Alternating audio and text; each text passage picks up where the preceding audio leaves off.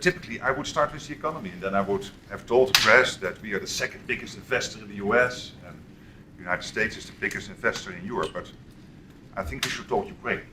And we have seen this terrible footage coming out of the Dnipro this weekend, where innocent children, men, and women, again, were in a rocket fire, and this apartment building was hit, and many people died.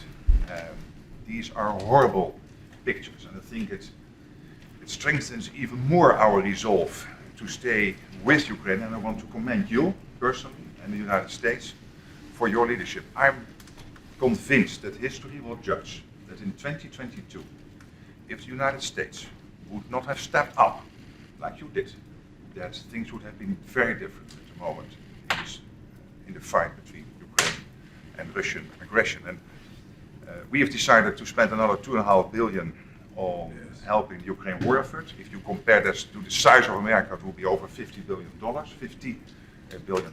We have the intention to join what you are doing with Germany on the Patriot project, so the air defense system. I think that is important that we join that. I discussed it also this morning with Olaf Scholz of Germany. And then on accountability, we can never accept that Putin and Russia get away with this.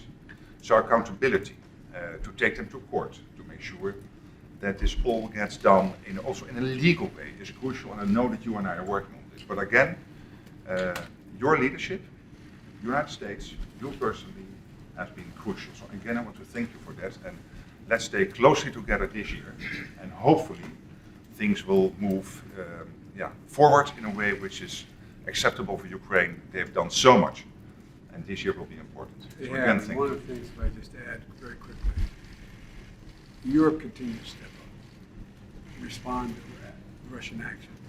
There's more to do, and we have to stay together. And it's been really, really, really important that you've been there every single step of the